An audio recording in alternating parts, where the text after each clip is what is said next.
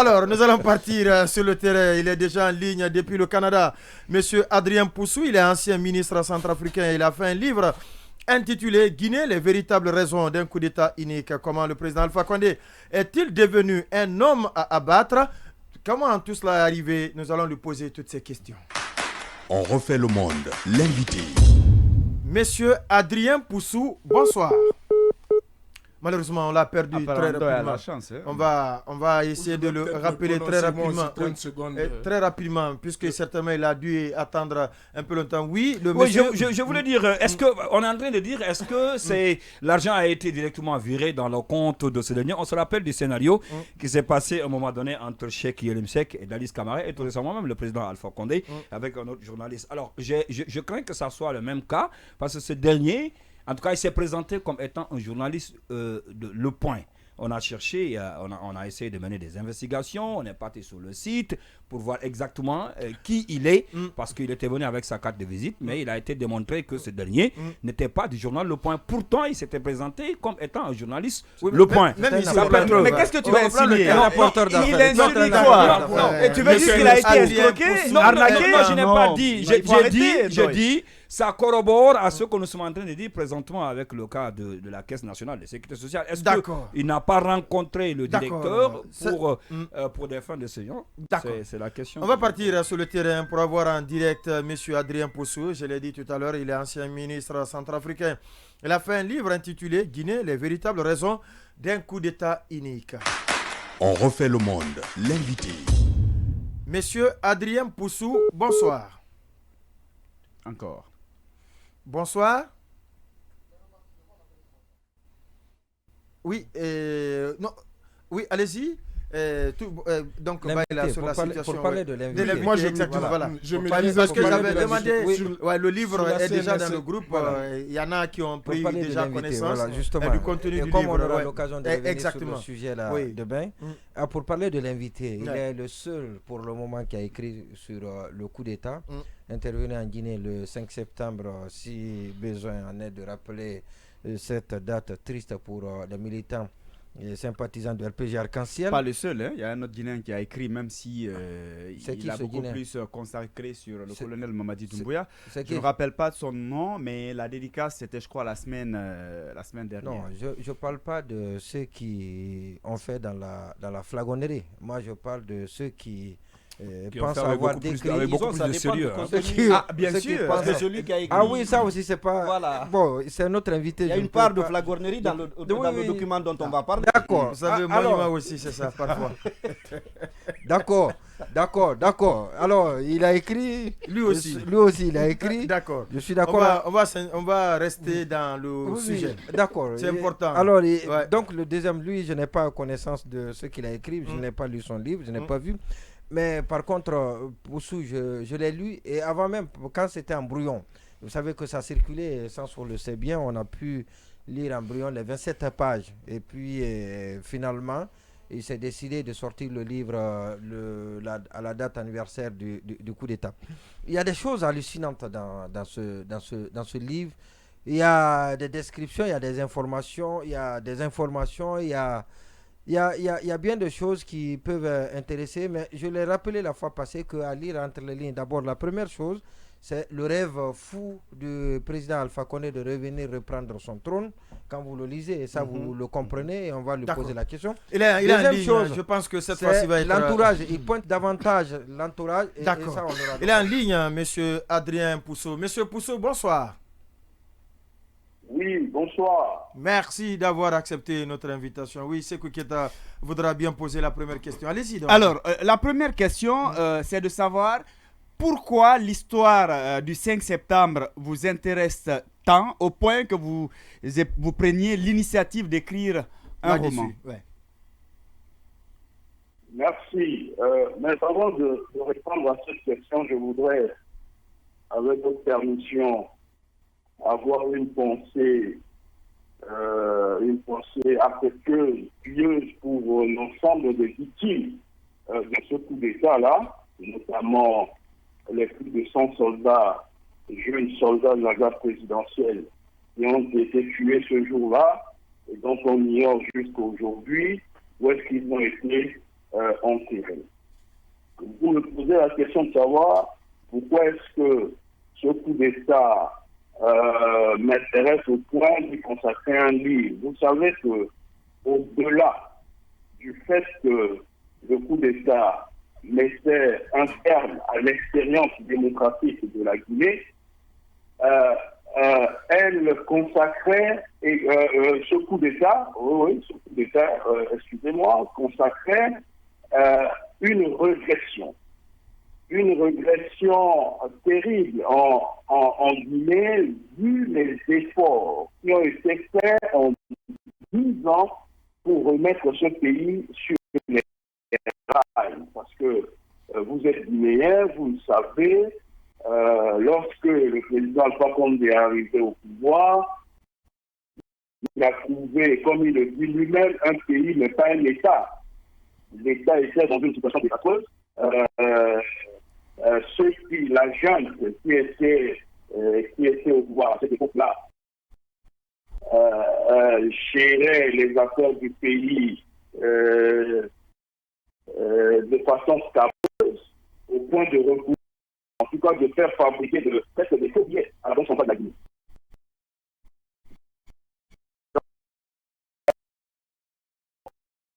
Qui ont été faits en 10 ans, la Guinée a triplé son flux intérieur brut de quelque 6,5 à 15,6 milliards de dollars, ce qui relève d'un exploit, puisqu'entre temps, il y a mis un coup d'arrêt à cette fois, il y a eu également la accès à l'électricité en 10 ans, en Guinée, est passé de 27 à 44%. Alpha, le président... non, on n'est pas en train de parler du bilan. Qu'est-ce qui vous a tant intéressé? Et la question, je peux enchaîner avec ma question. Si vous permettez, j'enchaîne avec ma question pour qu'on aille plus vite là. Je vous en prie. Quelques éléments d'appréciation pour que vous saviez, pour vous faire comprendre que la Guinée était sur une bonne voie, en tout cas elle était lancée, des efforts qui ont été faits en 10 ans ne l'ont pas été faits en plus de 50 ans. Hein?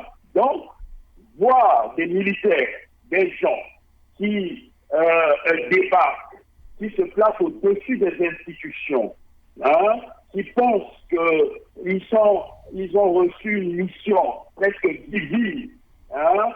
Comme ça, et qui usurpent la souveraineté populaire, ça pose question. Ça pose véritablement question. D'accord. Et ça le décor est planté. On va aller maintenant on va aller à l'intérieur du livre. Oui, bien évidemment. Ouais, la question, à vous lire. Et on a l'impression, quand vous avez appris la nouvelle, pendant que vous faisiez tranquillement votre sport, sorti de l'hôtel, très tôt le matin, alors on a l'impression que vous avez été surpris. Cependant, quand vous lisez là-dedans, on se dit aussi que vous aviez les prémices. Les signes annonciateurs. Voilà, donc il y avait les signes annonciateurs. Est-ce un contraste ou c'est le moment indiqué qui vous surprend? Sinon, vous vous attendiez à ce coup d'État. Vous dites même dans votre livre que vous avez échoué à déjouer les plans. Voilà. Ça veut dire que vous auriez pu empêcher le coup d'État tant vous étiez informé de ce qui se passait, se tramait autour du président Alpha Condé. Allez-y. Vous qui êtes loin du pays. Oui, vous savez, vous avez dû lire également que je suis resté pratiquement 2 mois, en tout cas plus de 2 mois en Guinée. Je suis allé à Conakry en juillet, et cela m'a permis de rencontrer un certain nombre d'acteurs politiques guinéens, et aussi de rencontrer des responsables politiques de l'époque. J'ai eu 2 entretiens avec l'ancien Premier ministre Ibrahim Kassouri Fofana, et puis, comme je l'explique dans le livre, le discours que j'entendais de ces responsables politiques-là, c'est que le président Alpha Condé est un leader, en tout cas il le disait clairement, dépassé, et qu'il fallait passer à autre chose. En gros, ses propres collaborateurs passaient leur temps, en tout cas passaient le quart de leur temps, dans des manœuvres. Et quand je dis ces collaborateurs, je ne généralise pas, parce qu'il y a d'autres collaborateurs qui se sentiraient visés. Mais certains de ces collaborateurs passaient le plus clair de leur temps dans des manœuvres les plus abjectes et les plus déculées. Ils voulaient prendre la place du président. Ils étaient pressés à prendre sa place. Et du coup, ils l'ont isolé. Ils l'ont isolé et il n'avait plus réellement, véritablement, le contact qu'il avait avec son peuple. Et à cela, il faut ajouter le fait qu'entre-temps, lui-même a commis cette erreur stratégique là. Oui, mais est-ce qu'à ce niveau, vous avez la bonne... Est-ce que, Monsieur Poussou, à ce niveau, vous avez la bonne information? Vous dites qu'ils ont isolé le président Alpha Condé, alors que ici à Conakry, plusieurs de ses collaborateurs disent également, après l'obtention de son troisième mandat, Alpha Condé s'est isolé du reste. Qu'il a même changé son numéro, ses contacts. Exactement. C'est lui qui a décidé de s'isoler. Ou on l'a isolé? Non. Voilà, justement, votre lecture, on l'a isolé, mais de l'avis de plusieurs de ses les mêmes collaborateurs ici, disent que c'est isolé. Il s'est isolé, parce que vers la fin, c'était difficile de l'avoir. Non, ce que je veux dire, voyez-vous, c'est que le rôle des collaborateurs, justement, c'est d'être une sorte de vitrine pour un chef d'État. Mais lorsque ces collaborateurs, parce que le président a déclaré, et c'est ça, il faut expliquer, avait déclaré clairement qu'il ne faisait pas confiance à cette génération qui a travaillé avec, en tout cas qui a traversé l'ensemble des régimes, et qu'il allait confier, en tout cas qu'il appelait la sanction générationnelle, qu'il allait passer le pouvoir à une génération, en tout cas la génération née après les indépendants. Du coup, ceux qui étaient avec lui se sont sentis visés et ont cru que leurs ambitions étaient contrariées, qu'ils ne pouvaient plus prendre le pouvoir. À partir de ce moment-là, ils ont commencé à manœuvrer pour prendre le pouvoir. Donc, vous faites allusion à qui exactement? Vous faites allusion à qui? J'ai passé 2 mois pour la question, je peux terminer. Je n'ai pas eu la possibilité de voir Alpha Condé. Je ne l'ai pas rencontré.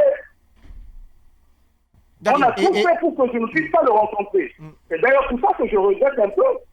Je m'en voulais lorsque j'ai appris le coup d'État de n'avoir pas pu déjouer ses plans, parce que j'aurais pu lui rapporter ce que j'ai écouté, parce que quand j'étais parti voir en tout cas la veille d'une rencontre avec l'ancien Premier ministre, il y a un commandant des forces armées guinéennes qui m'a prié presque sur le Coran pour aller dire à l'ancien Premier ministre que le patron des forces spéciales était en train de préparer un coup d'État.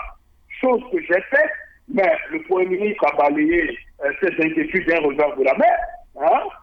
Et puis, il m'a juste répondu que non, c'est des racontables, vous savez, les gens sont jaloux de Doumbouya, qui doit tout à Alpha Condé, etc., etc., et que je devais rester tranquille. Pour son malheur, j'étais pratiquement encore à Conakry lorsqu'il y a eu le coup d'État. D'accord, oui, Baïla Amadou. Oui, monsieur le ministre, vous avez consacré aussi un livre à Félix Tshisekedi du Congo et à Mahamadou Issoufou du Niger. Donc moi, c'est ce dernier livre aussi qui m'interroge, car sur celui du Niger, vous lui tressiez des lauriers, notamment parce qu'il avait passé la main démocratiquement après ses 2 mandats. Et je constate que dans le livre que vous consacrez au coup d'État, en quelque sorte, vous ne faites pas cas du 3e mandat, mais vous vous réappropriez tout le narratif du professeur Alpha Condé, c'est-à-dire que ça s'est passé dans des meilleures conditions et que c'est le peuple qui l'a accompagné, alors que la démocratie voudrait quand même qu'il respecte la Constitution et qu'il parte. Donc, est-ce que ce n'est pas là une contradiction de tresser les lauriers d'un côté à Issoufou, d'en faire un livre, et finalement de justifier en quelque sorte sorte le 3e mandat du professeur Alpha Condé?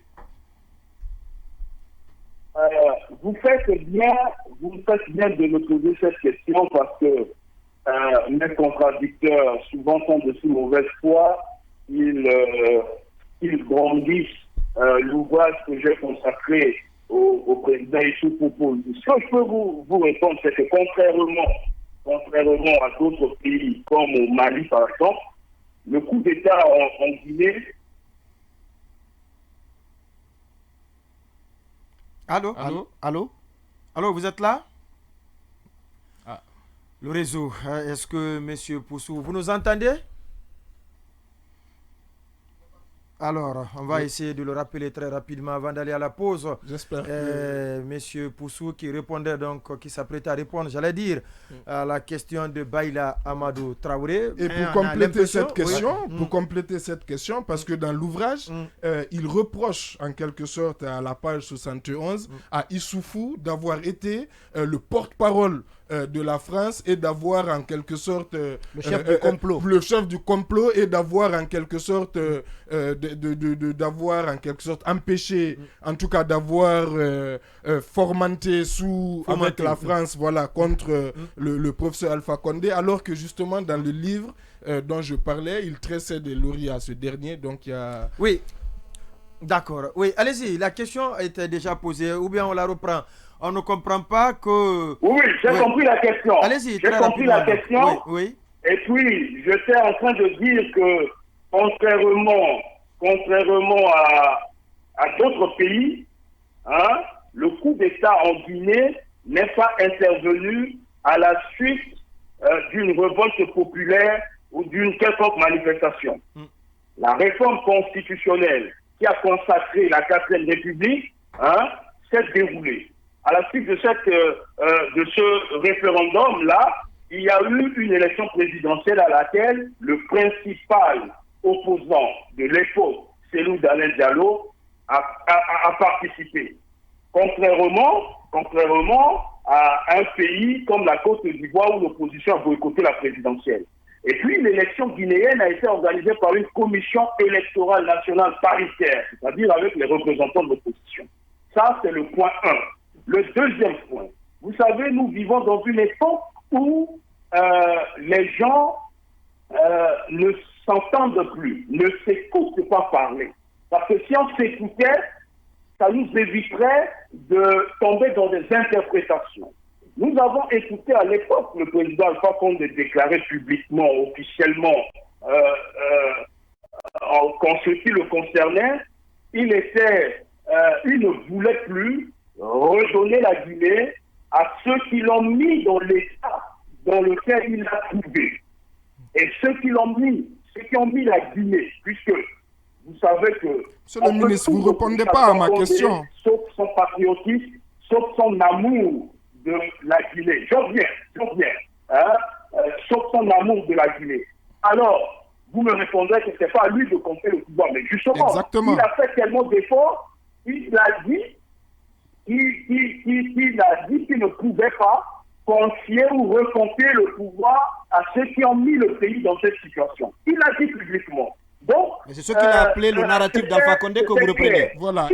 Et ce qui est antidémocratique. Sur la question du 3e mandat, vous voyez, vous posez le problème en termes éthiques. Moi, je ne pose pas la question en termes éthiques. Je la pose en termes pragmatiques. Le pragmatisme. Donc vous mettez de côté l'éthique. Commandait que, compte tenu des réformes qui ont été menées jusque-là, le professeur puisse continuer son travail. D'autant plus qu'il a dit qu'en 2026, il n'allait plus se présenter. Donc au moins, on savait qu'en 2026, Alpha Condé allait céder le pouvoir, allait s'en aller. Voyez-vous? Donc, la question ne se pose pas en ces termes-là. Mais je voudrais réitérer sur votre plateau. Parce que c'est important de le dire. J'avais 29 ans en 2012 lorsque le président Abdoulaye Wade, qui est considéré comme mon mentor en politique, comme mon parrain, a voulu se présenter à un troisième mandat au Sénégal. Je suis allé lui dire, Monsieur le Président, j'aurais préféré, j'aurais voulu qu'on vous voue une vénération qu'on réserve à un Nelson Mandela. Mais en vous présentant pour un troisième mandat, vous êtes en train de devenir Robert Mugabe de l'Afrique de l'Ouest. Et je suis contre le fait que vous vous présentez pour ce troisième mandat. Vous voyez, pourquoi j'avais dit ça au président Abdoulaye Wade? Parce que je voyais que le président Abdoulaye Wade ne dirigeait plus le Sénégal. Il y avait un désordre inexplicable au Sénégal. Contrairement à la Guinée, où Alpha Condé tenait le bon bout, où Alpha Condé avait l'ambition de faire de la Guinée la troisième économie de l'Afrique de l'Ouest, ou la seconde économie de l'Afrique de l'Ouest après le Nigeria. Donc, il n'y a pas de contradiction à ce niveau-là. Et il faut toujours contextualiser les choses. Le Niger n'est pas la Guinée. Et la Guinée n'est pas le Niger. Mamadou Issoufou, pour qui j'ai beaucoup d'admiration, a cédé le pouvoir parce qu'il tenait compte du contexte nigérien. Mais vous l'avez tensé, vous avez beaucoup d'admiration pour lui, mais ça ne vous a pas empêché de... À vous, Adrien Poussou. On va à la pause, on se reprendra tout à l'heure pour la suite de l'émission avec notre invité Guillaume Awinga, ministre de l'enseignement préuniversitaire et de l'alphabétisation. À tout à l'heure. Donc.